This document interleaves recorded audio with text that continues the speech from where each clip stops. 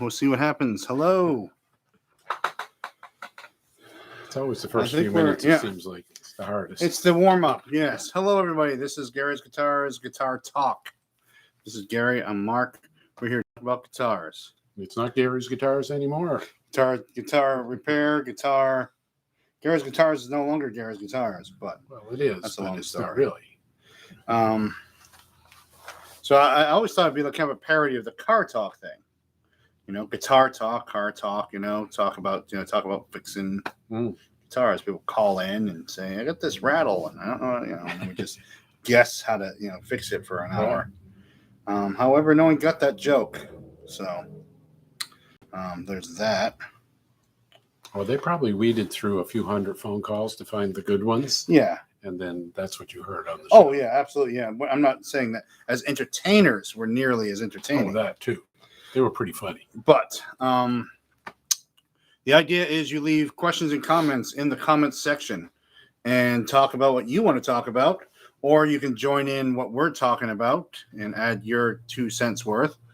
And that would be, that's how we talk. That's what we do.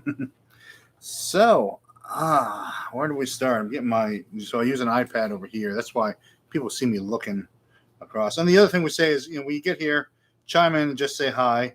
That way we know you're here. And, That's where we see you. Yeah, that's how we know. Oh, there's a question. It's over there. Yeah. So we'll go to here, over here. All right. Now we got our technical. We got a few people watching. Okay. William Morgan says he gets the car talk comparison. Bob Sullivan's here as well. Dean McCaskill. So some regulars. Analog Blues. Makoto. If I'm saying that right. So thanks for saying hi.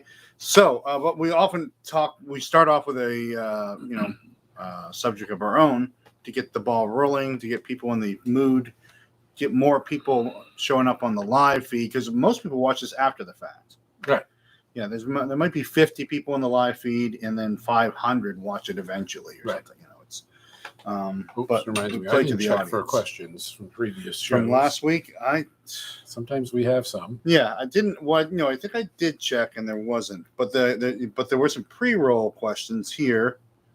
When I think I saw them over there. So I don't want to appear poorly organized. Right. But give me a second. There's a lot of places where we can see ourselves. Hi guys, I'm back. Live feed over there. What's something that just came up here?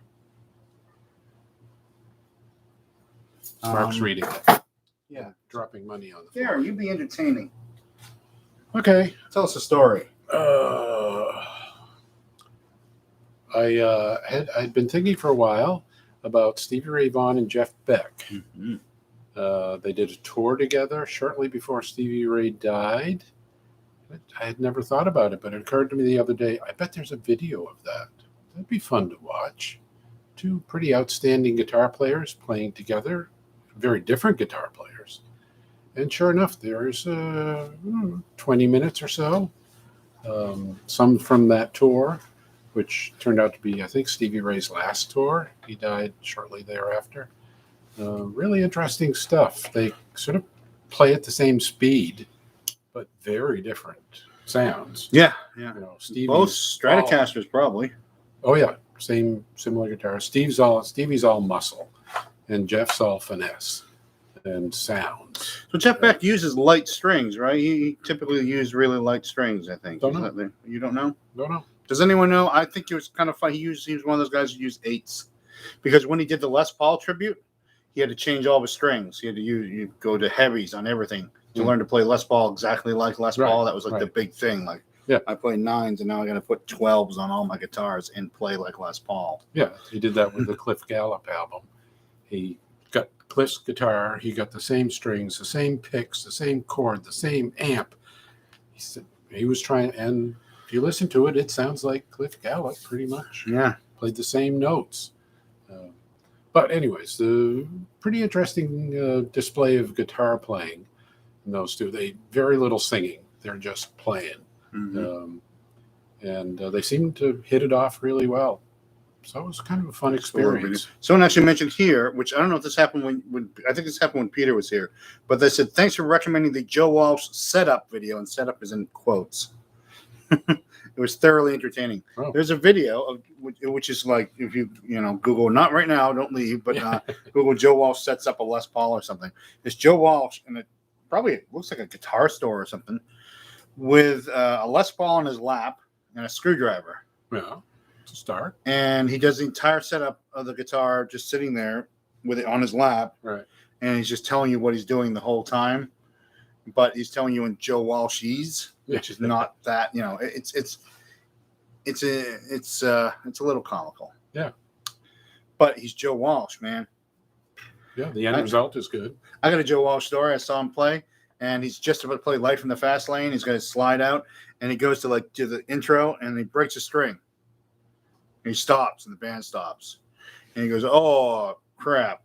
Broke a string. There goes another 40 cents. And then he just, 1, 2, 3. And he played it without that string. I think it was the G string as well. Didn't bother him. Oh. So that's my Joe Walsh story. I know one. Okay. Somebody we know, a guitar collector in the early days of vintage guitar collecting, got his hands on I think it was a broadcaster. Anyways, he got the date off it. I forget what it was, May 17th, 1950 or something. And he had the incredibly bright idea of seeing whose birthday might that be. Okay, yeah. He found out it was Joe Walsh. He was born on that day in 1950. Yeah. Somehow we got a hold of Joe's management. Yeah, right. I got a guitar. Yeah. He got like 3 times the market value. Oh, yeah, right. Good thinking. But as always, Joe Walsh got the last laugh. Well, yeah, because that guitar is now worth 100 times more than he paid for it. Makoto, if I'm saying this right, I don't know. Let me know. Says, thanks for recommending that. Okay, that was also, let me know if I'm saying your name right or butchering it, because I don't know. STV, I think he means SRV. D. McCash says, I saw STV in the mid-'80s. I think it with George Thorogood. STV, probably meant SRV. Yeah, probably, yeah. And then someone's from Kangaroo Land. Greg says hello. Analog Blues wants to go to Madison Square Garden, but my wife wanted to go to that Madison Square Garden show, but my wife's girlfriend got married that day. Oh, is that the SRV Stevie tour? Yeah. And then... Yeah, I know somebody that saw them in Chicago, I think. He said Stevie had not been drinking for a while at this point. He said, and he loves Stevie Ray Vaughan. He said he was amazing, way better sober than he ever was drunk. I have a story about Stevie Ray Vaughan like that too, and I hate to be telling stories all day, but he played in Manchester a month or two before his death. Really? Yeah. I had a ticket. You didn't go? I didn't go because he was always coming around. Oh yeah. And I had to do something stupid like hang out with some people or something, and so I didn't go. And I kept the ticket for years. I don't know if I still have it, the unused ticket, just to torture myself. Right. Yeah, that was that's my unfortunate Stevie Ray Vaughan story. But and I think it was Dean asked earlier about. He said he asked about Fender Twin in the pre-roll of the. He says he's looking to get a Fender Twin. His choices are between Tone Master and an 80s Twin. Okay. And the 80s Twin costs less money, but make sure it's not the Twin. Right. Okay. Not the Twin, or the Twin with the master volume, or even the worst of all, the Twin with the master volume with a push-pull pot. That was the low point of the Twin world. The Twin was a whole other bad thing. Okay, so great Rhodes. The Twin. It says the Twin in quotes right on the front of it. Good for Rhodes, not good for the Rhodes. guitar. Yeah, not good for guitar. Yeah. It was and this is another secondhand story, but Junior Brown, which there's a video where I gave Junior Brown a pickup for his new guitar that's on our YouTube thing here. And my friend Seth mentioned that he had he booked a Junior Brown show. He came to play. He takes the amp out. He says, I need 2 Fender Twins. He rented them from Daddy's. They show up. He takes the covers off. Seth's on the other side of the theater, and he's just, Seth, get down here. and he points at the Twin and says, this is the difference between a good show and a bad show. I need you to get a real twin in here. Not the twin, Yeah. but the twin. So a lot of people, so some of that bad reputation that the twin has is deserved. I have a master volume twin that I unmaster volume. Yeah. And did a couple other simple mods. I love it. It's got the twin sound. It works great. Yeah. I got it cheap because it's it's like 76 or something. So you can unmaster volume the master volume twin, and that does wonders. Well, I think by the 80s, they were past the master volume twins. Yeah. It was after the CBS sold the company, and they were doing. They knew it getting was a back bad to their idea, roots a little bit. Yeah. But yeah, so the 80s, I'd be a little worried. So make sure it's not the twin, and definitely 70 twins are out there, and the prices seem to be falling on big amps. And we talked about this before, but nobody wants big amps anymore. We got that Bassman 410 over there for what the Bassman head costs. Right. For less, for a good deal on a Bassman head. Got a Marshall stack for the price of the head. Yeah, exactly. You get the cabinets with it. Sorry, you have to take it all. Yeah. Because we don't want it. And then, but it's big amps are out of style, which is if you're looking for a twin. We did sell the twin Tone Master here. We had one in the store for a while. We sold it. The new owner is very happy, despite the fact that he already owns a twin. Yeah. Well, I mean, there's a 50-pound weight difference. There's that, but I think it never leaves his house. He just likes. I mean, I have the Tone Master Deluxe Reverb. We talked about this. Yeah. I think it's fine. Right. And the weight difference, man, that's good times. Right. Now, is it exact? So here's the other thing, because I talk a lot about the Tone Master amps. Is it exactly like it? No.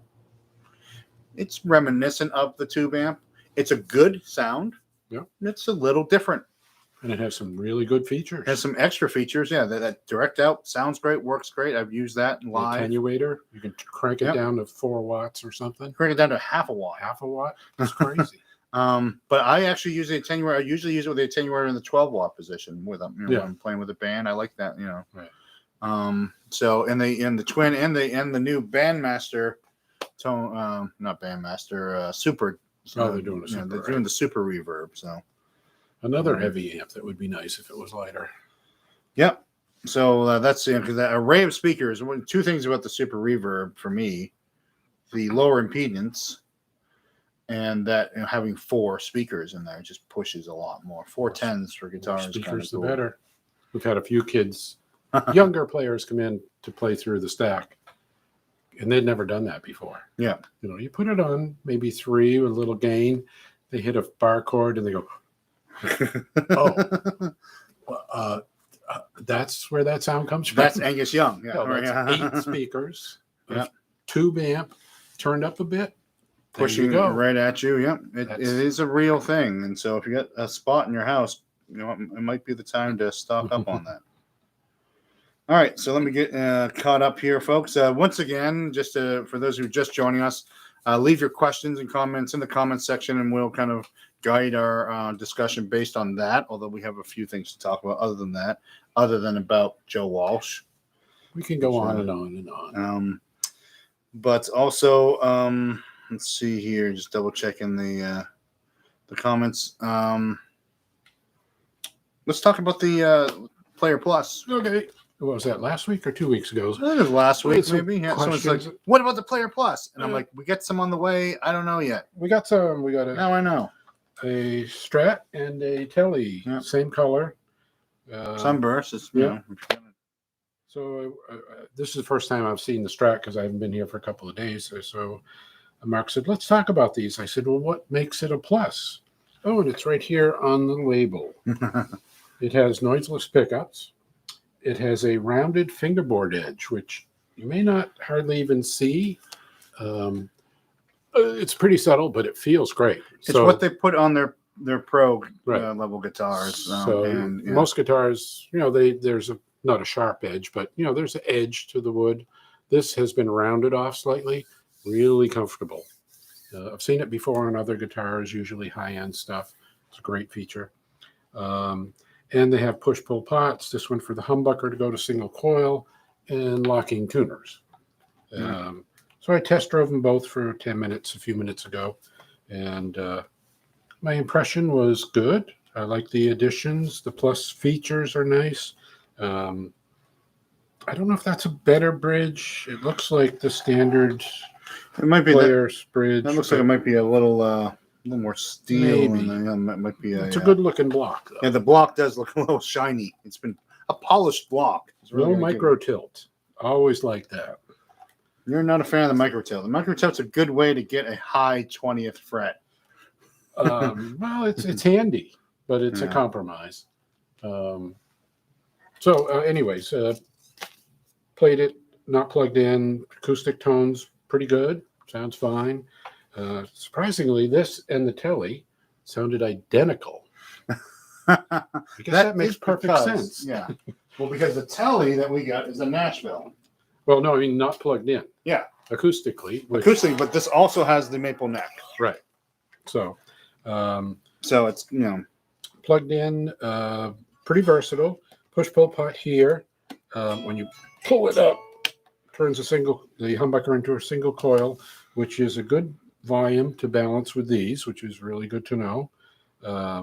Lots of times with humbuckers, you cut a coil and you got this wimpy pickup left. Mm-hmm. This is working good. Match, yeah. The in-between sounds are fine, but that's where I noticed not quite as much dramatic in-between sounds on the Strat. That could be because of the noiseless pickups. I think it is. The overall tone is, I would say, on the dark side. On the dark side. Yeah. So if you're a twang lover, they don't quite do that, but they have a warmer tone. Yeah. I like the minty green. This is something they also reserve for the reissue and, higher models. The minty green pickguard just gets me. Yeah. Yeah. The aged look. Very nice. Moderate weight. It's not light. Yeah, I didn't weigh it. It's probably 8 pounds or something. It's not, And then it used to be a real dividing line in body selection. This kind of brings on, and you want to put down or hold it. This brings up something that I was talking to someone recently about. There's body selection. The lightest bodies go, the best bodies go for custom shop. The second best go for the mid range, and then everything else, goes down to Mexico. Or actually, I should say, stays in Mexico, because I got in one of these unfortunate internet arguments with someone talking about. So there's a video that I made about the new Mexican production, why it's better. Like this is a Mexican production as well. That they were purposely making them not as good before, but now they're making them as good as possible, and they're great guitars. And it's one of the reasons people want the USA is I don't want to buy American. I don't want to. And then every once in a while, something just borderline racist comes out, and then it's like they'll Mexicans don't know how to do anything. Not just that, but even using items off the Mexican restaurant menu to describe the guitar. That is just weird kind of stuff. First of all, your guitar is made by Mexicans, whether or not it's made in the U.S. or in Mexico. Most of the people work in both factories. Fenders, yeah. It's Southern California, yeah. And if you go and look at that old video that you can find of the Fender factory in '58 or whatever, it's staffed by Mexican workers. Mm-hmm. So if you don't want Mexicans making your guitar, then there's no. Fender is not for you. If you're a racist, don't play a Fender. But I will say this too: American-made Fenders are assembled in America from parts sourced internationally, including the Fender Mexican factory. So custom shop bodies are made in the U.S., but there's a bunch of other Fender USA bodies that are made in Mexico and shipped up here.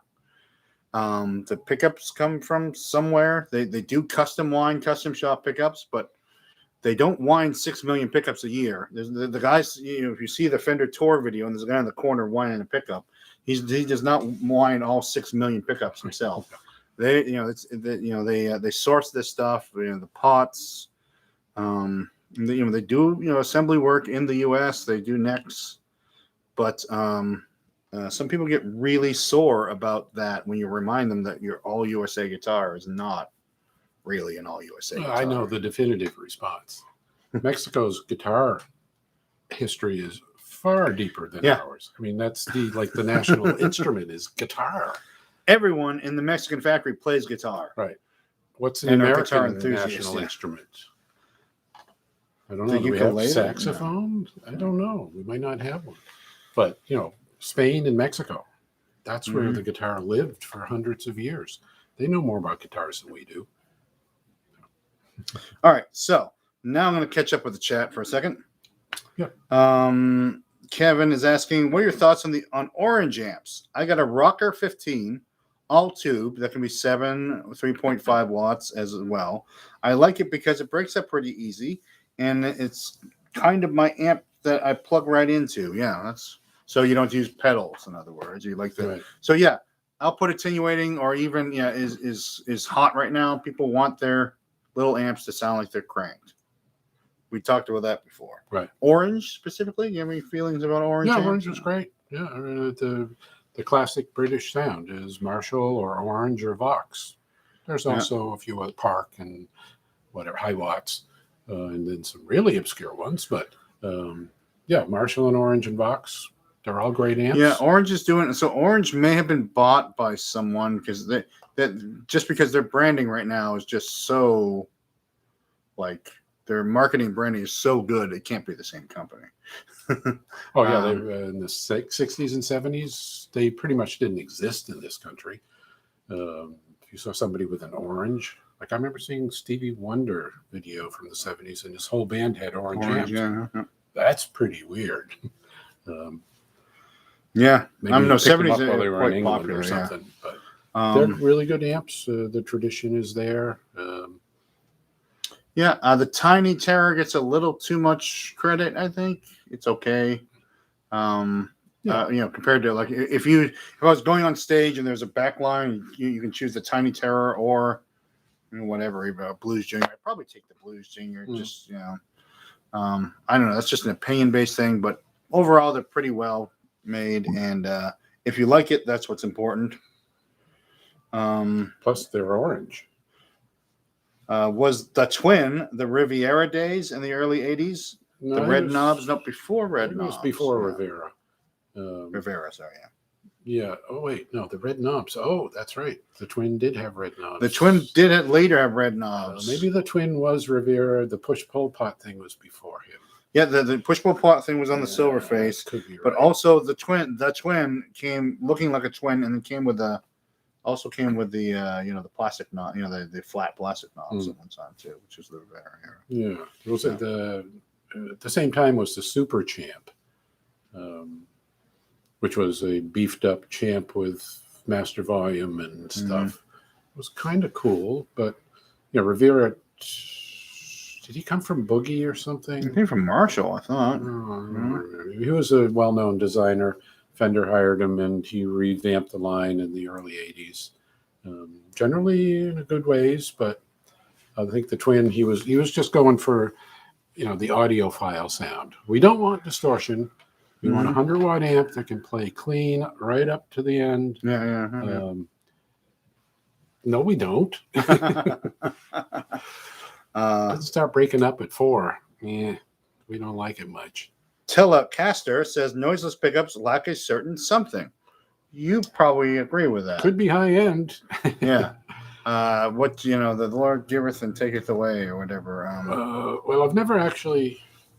I suppose Scott Miller probably knows this, because I remember when Noiseless came out, 25 years ago. Everybody had to have them. We're putting them in, and sure enough, they're quieter than a single coil, but they don't sound the same. So pretty quickly, the general consensus was, well, they're probably humbuckers. They maybe have a dummy coil or something. So, that makes it quieter, but it does affect the sound. You lose that twang, you get quiet and a warmer sound, or like a Gibson. Not the output, not the overdrive that you get in the Gibson. Although, what was that guitar I just plugged in? Oh, that guy, the one that has the flat frets? Yeah. Has a set of Noiseless in it. It's a Strat. He brought it in, and I was looking at it, and I just plugged it in to see if the electronics worked. Those Noiseless pickups were 4 times louder. I plugged it in my test amp, turned it up where I carried it, and went, whoa! So there are really loud Noiseless pickups. Yeah. And it's changed over the years. They discontinued them, started them again. Now they're pushing them harder. Right. So there's that. So Yeah, I don't. They might be humbuckers with a dummy coil and a working coil or something. But there are people who are like, I don't like that. But once a week, someone comes in and goes, my guitar is making a noise. Well, yeah. And we're like, well, let's hear it. And it's like, no, that's just the noise your guitar makes. Right. And what can I do about it? And it's like, nothing. And they go, what about noiseless pickups? And it's like, that's less noise. But I wouldn't say noiseless is quite an overstatement of their ability. EMGs are the only dead quiet pickups. Yeah. Humbuckers are pretty quiet. A lot quieter than a single coil. Noiseless are around there. But I mean, everything so far that gets rid of the noise gets rid of high end too. Yeah. So that's where maybe the someday good stuff somebody will happens, figure it out. But it's 60 cycle hum, and it's everywhere. And no, in Europe it's 50 cycle hum. Well, maybe it's not as bad. That's why Dave Gilmour, his Strat sounds. Actually, Dave Gilmour's Leslie spins slightly slower than your Leslie because it was 50 cycles, not 60. So if you're trying to get that Pink Floyd sound, you got to step down your hertz. Right. And George Harrison's Leslie too would spin slower. Let me catch up with some comments. Where are the Dan Electro 59s made? Dan Electros are, I believe, all made in Korea. Okay. The latest Dan Electros. It does say on the back of the headstock. Asia is what I was going to say. Yeah, they're made in Korea. But one thing I will say, they do get a lot of care when they come to the U.S. They really get set up in the U.S. And you can kind of tell. Because when a guitar travels here, when we get a Squire come in, that's just been on a long boat ride, they need to get set up. But these do get checked over in the US for sure. And I think they might pleck them because the frets are coming to us super shiny and perfect. I brought it over just because I've never seen a red Dan Electro before. It's beautiful. It's cool. I like the red and white. Yeah. I mean, I like Dan Electro, so this is a really cool looking one. Yeah. But yeah, made in Korea. Yeah. But yes, I'm the guy that usually puts the new guitar on the bench and checks the setup. And these are set up as well as anything. They rarely need anything. Necks are straight. The action's good. Intonation's good.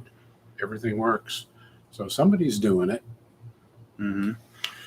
So here's a question. Would you buy a Fender Blues Junior or a Fender Deluxe Tone Master?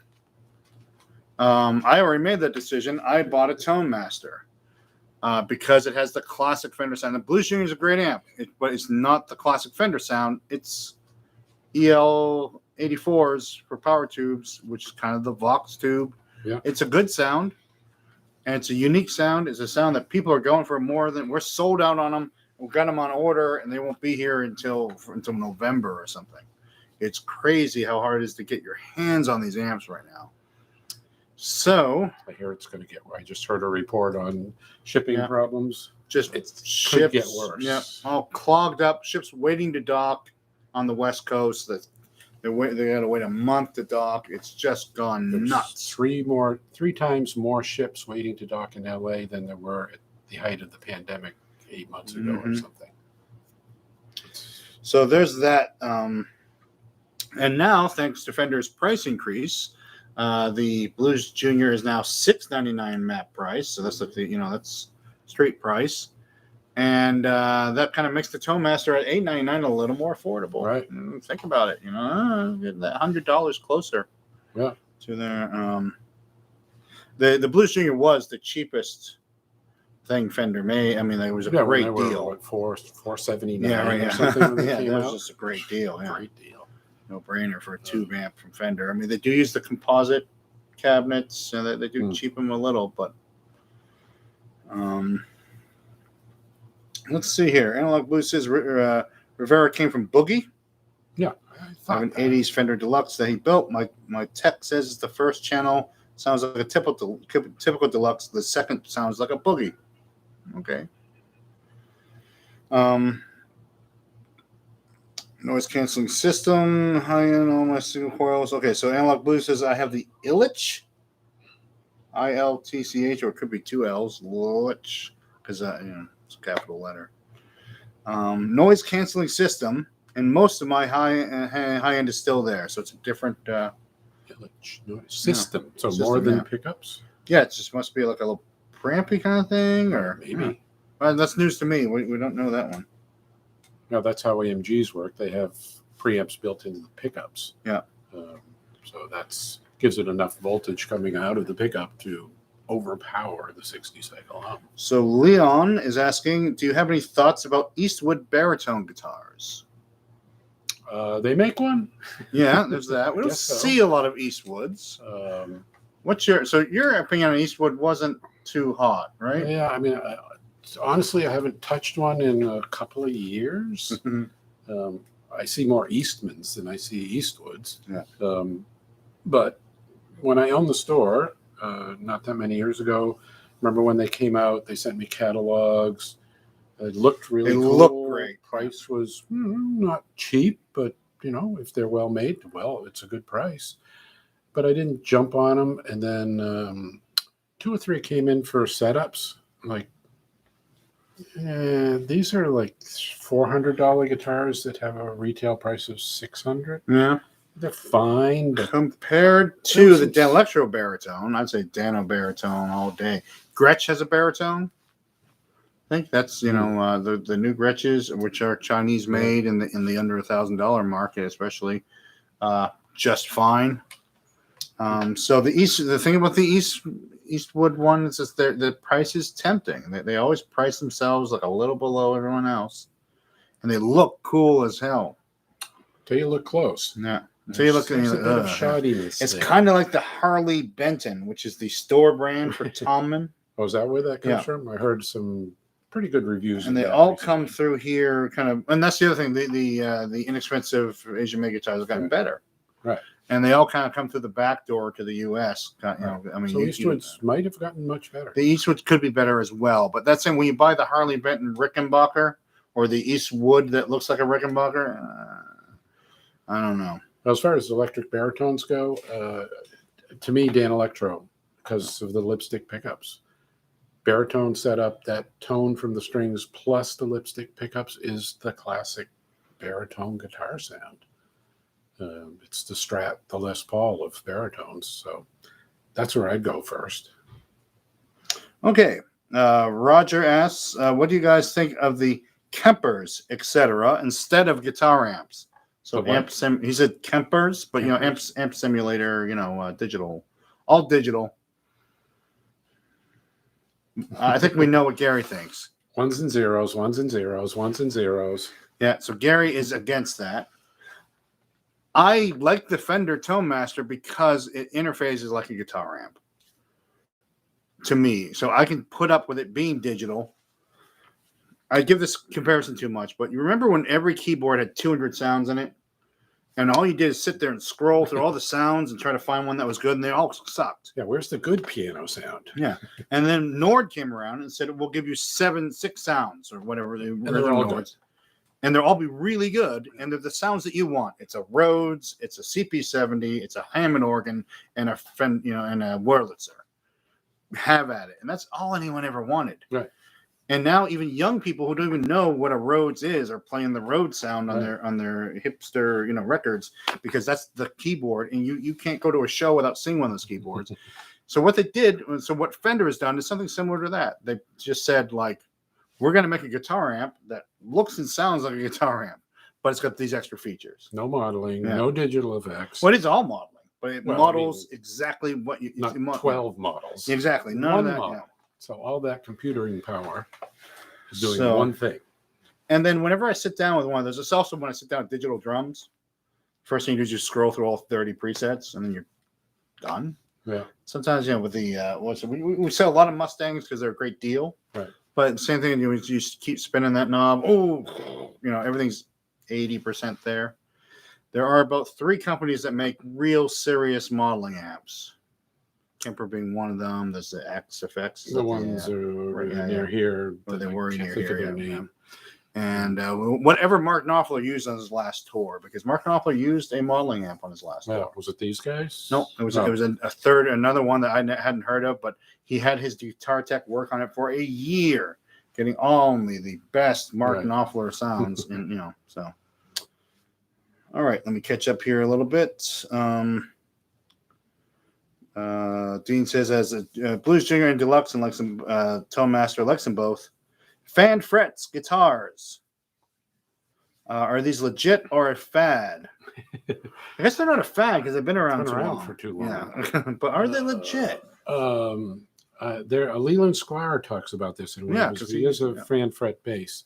He's a YouTube guy with a bass player who plays with everybody. He's on 5,000 hours, anyways. Yeah, interesting guy.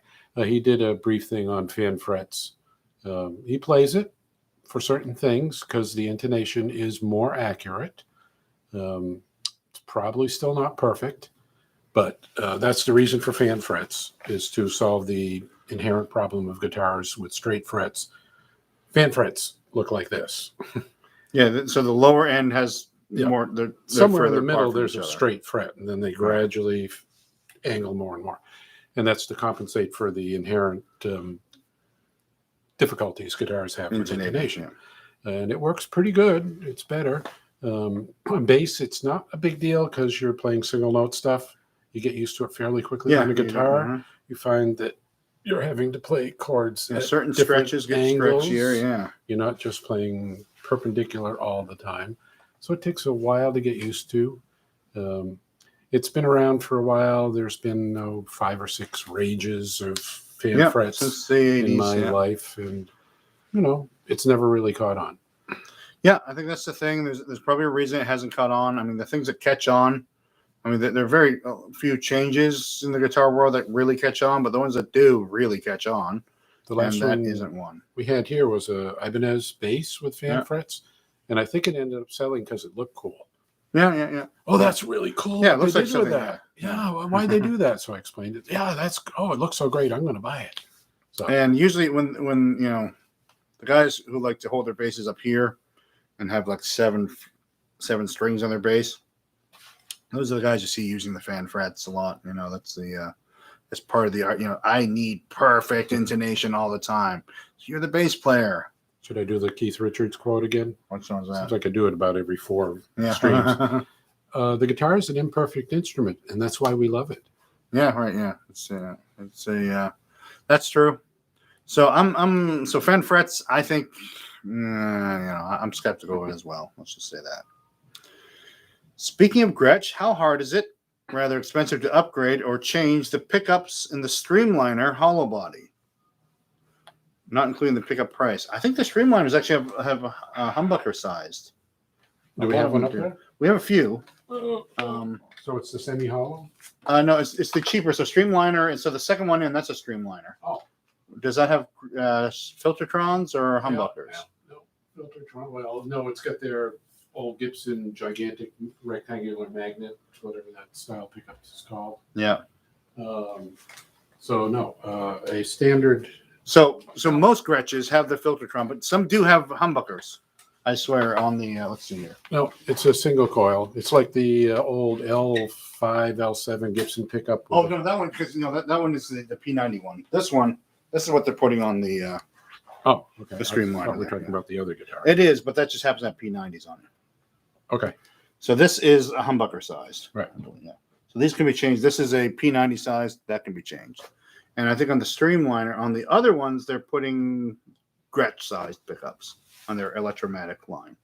Well, with a semi-hollow, it's always a question of access. Yeah. I just noticed that Gretsch's F-holes are not big enough to get the pots and jack out through the F-hole, which you'd rather not do anyways. But sometimes you have to. What you'll have to do is pull a pickup.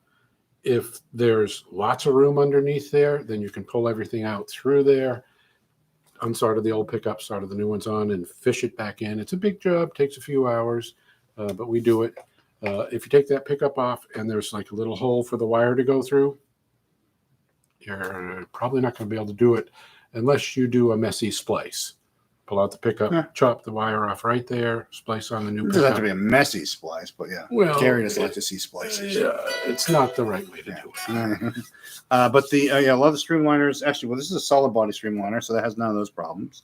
If you have the Jet Streamliner, I think also So this is a humbucker size. That's a P90 size. They should be swappable with And so this kind of swap is $20-$30 or something.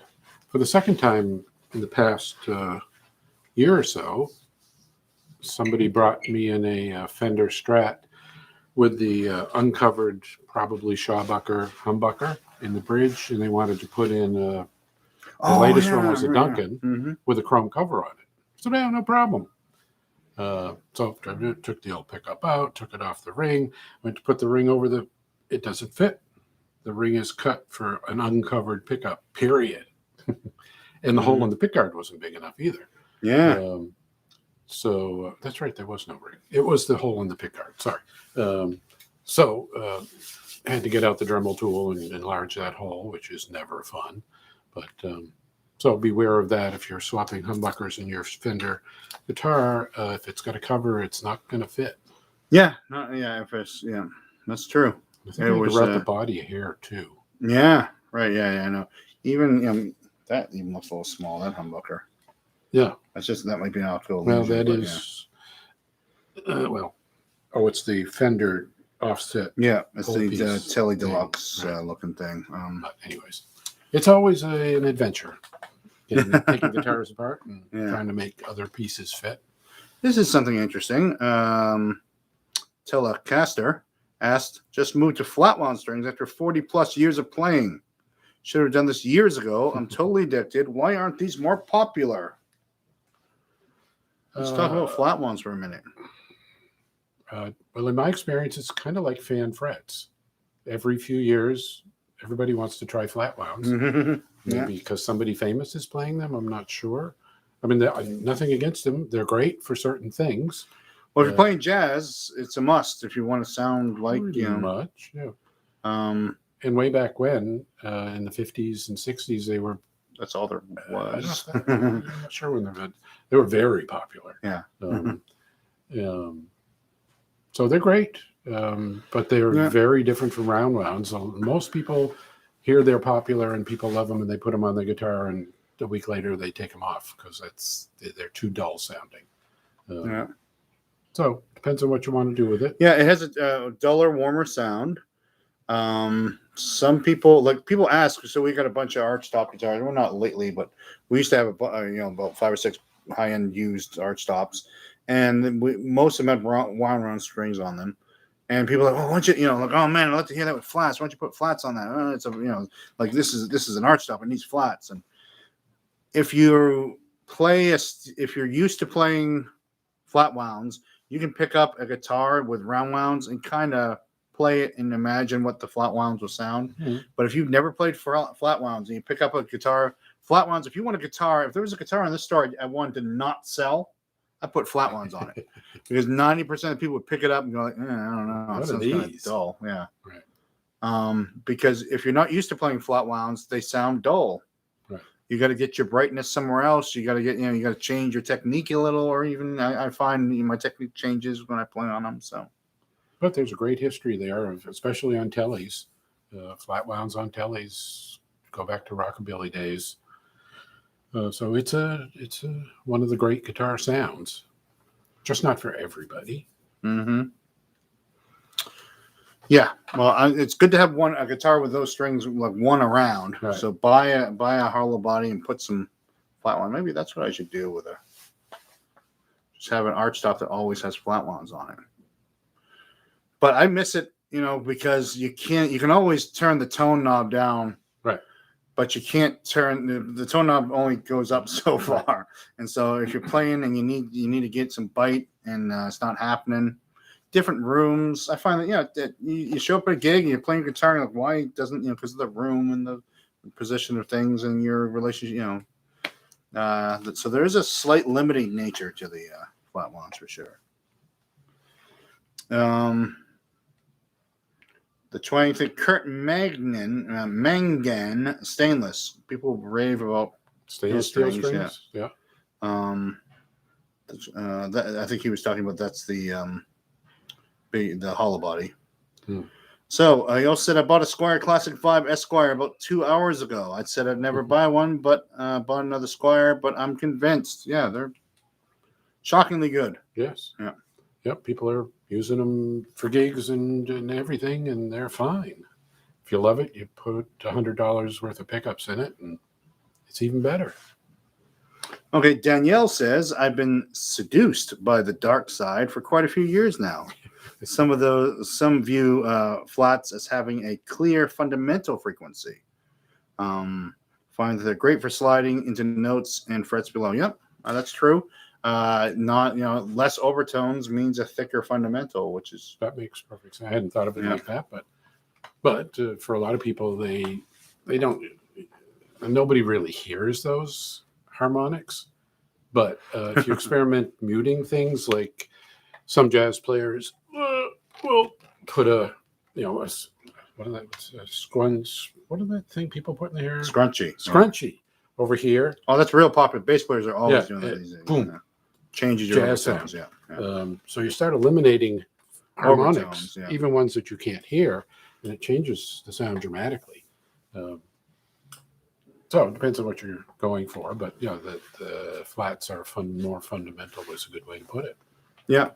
No, definitely fun playing flat wounds. Don't get me wrong. I flat wounds on bass.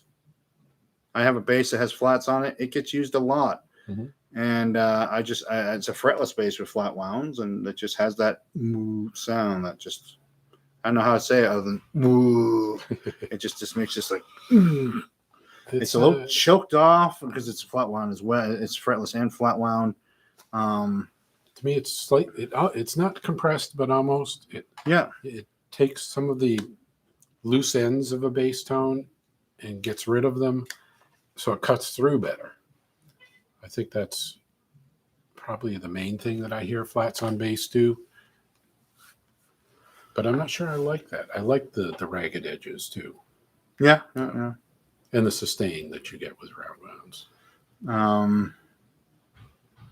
Round wounds could get a little more sustain for sure. Yeah.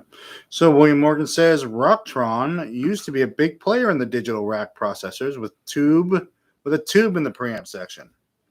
Gary Huey was a spokesman for them. Gary was from around here. Do you know what happened to Rocktron? Yeah. Didn't they get bought by, or did Digitech buy Rocktron or Rockpon buy I forget. Yeah, merged into something else. Yeah. Yeah. And then I almost want to say somebody else bought the whole thing. Allow me to take a minute and talk about a tube preamp that is in a pedal or in a rack mount piece of gear. Even in some tube microphones, especially if you can see the tube, make sure there's not an LED behind it shining through it to make you think the tube is on. A lot of times that tube is actually just in parallel with an op amp chip. And so you get a little, it's not like running everything, so it's a marketing thing. So it's not doing anything. Yeah, 12x7, let's say you're running a pedal, and it's running on 9-volt battery or 9-volt power supply. Well, how do you get your 120 heater volts out of it?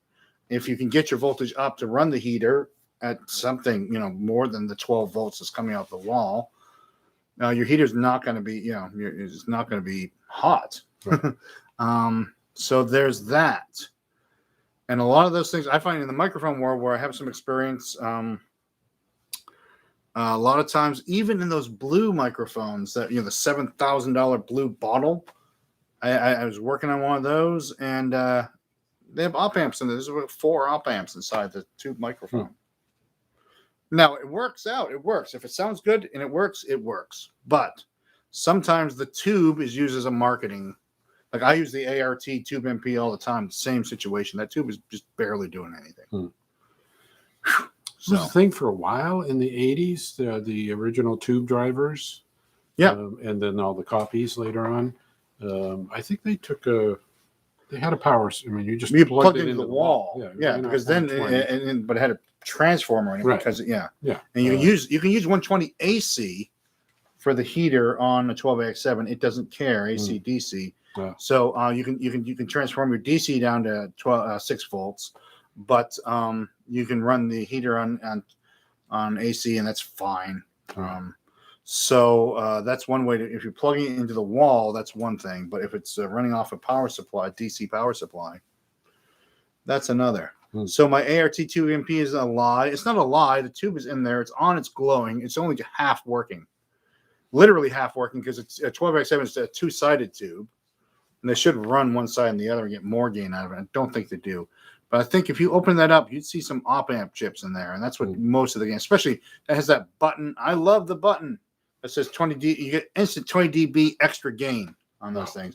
It's just a little button and the thing just lights up, which is great. But a tube isn't doing that. Sorry, we're debunking a lot of lies today. Fender, a lot of Fender stuff is not made by gnomes. My button in Corona. reminded me of tube guitar amps. Yeah.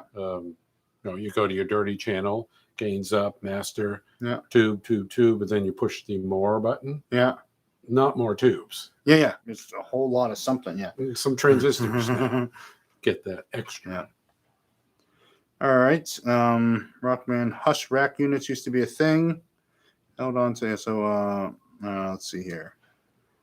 I want to ask, will a 12 AT7 versus an AX7 tame a DeVille? Nothing will tame the DeVille. If he means make it quieter, Yeah. no. A blanket. Yeah, a moving blanket is the only way to quiet down DeVille. Some people put an AT in the phase inverter position. Some people put it in the number one position. AT is less output than an AX, but it's the same thing. I haven't studied the schematic, but there's some chips in there. Yeah. And that thing is crazy high gain. And so it gets a lot of that not from the tube. So we've swapped in and out tubes. We do that sometimes when someone's like, hey, it's just a little too much. And we put an AT instead of an AX in the phase inverter. It just kind of gives it a little dip before it's way out. But the only real way to tame a DeVille is our fabulous effects loop attenuator that we sell here at Kara's Guitars. Made by gnomes. Plugs into the effects loop, gives you volume control. Made by a 6'2" gnome. Right. Named Jake. Jake, yeah, right. Yeah. Here at Kara's Guitars. We know a guy who his band toured some in the country. This is in the 70s, but they also played local clubs, and he just loved his Marshall stack, which was great for touring, but the local clubs, it was frequently too much. So I said, what'd you do? He said, I turned the cabs around, pushed the speakers against the wall, put the head on top, get to my usual settings, just right. Yeah, right. Yeah. So catching up with skipping down a bit. Do you have a tube brand recommendation? I do, for example, but because I got something to tell you, folks. Sylvania. Yes, Sylvania. Sixes are the best. Yeah. We're debunking everything today. Let me tell you this. Someone had a Mesa Boogie in here. It needed tubes. The guy's like, oh, I want Mesa Boogie tubes. And I said, well, we don't sell Mesa Boogie tubes. If you want them, you can buy them and bring them in, or we can buy them, whatever, but we don't have them. So Paul and I took out the Mesa Boogie branded tube and held up Electro Harmonics, Slope Tech. Is this power tube or preamp? The power tube, the Okay. EL84. Yeah. It's the same tube. The same machine folded the piece of metal and the bend is in the same place. The getter is the exact same height. We were measuring it and looking at it. I do believe that Electro Harmonics makes most of the tubes are made in Saratov, Russia, at the Electro Harmonics. Groove tubes are made by EHX. They don't bother rubbing the EHX label off. I've seen some groove tubes. They just with the EHX stuff. Put the groove tubes stencil over it, and so groove tubes, which is now owned by Fender, they're EHX. The tubes that were in that Mesa Boogie, they're Electro Harmonics. But neither of those companies ever made tubes. Right, yeah. Groove Tube's genius was they bought tubes and they tested them and graded them and put them in pairs and quads. But the tube could have been made anywhere by anybody. Yeah. It was nice that they tested it for you and matched them. Yeah, and they threw out the bad ones. That's the thing. The groove tubes were buying the Chinese tubes really cheap, and they were throwing out the bad ones and finding tubes that worked well together. Because tube matching wasn't a thing until groove tube came around. Yeah, that's why they were all supposed to be matched. Why do you want to match your tubes? That's stupid. That's weird. They're all because they're all made to this kind of standard, especially the USA, Sylvanias and stuff like that. GE made for the military, and everything had to be military spec. Right. So you had to have everything perform exactly the same. And tubes used to be, like high tech stuff. Yeah. But Groove Tube figured out this, we can grade them, we can match them. The same thing with Mesa Boogie. So these companies do, like Groove Tube and Mesa Boogie and whoever else. Electro Harmonic sells tubes to you in Russia, and you can import them yourself for a much lower price. You can import them, sort them, test them, match them, all that stuff Electro Harmonics does in the U.S. And so that's kind of how some of those. So there may be little differences in Mesa. How they grade that grading system, how hot they are, and that's just their way of doing it. But what are JJ? JJ are made in Slovakia. Yeah, one of those Eastern European countries. That is, so there's probably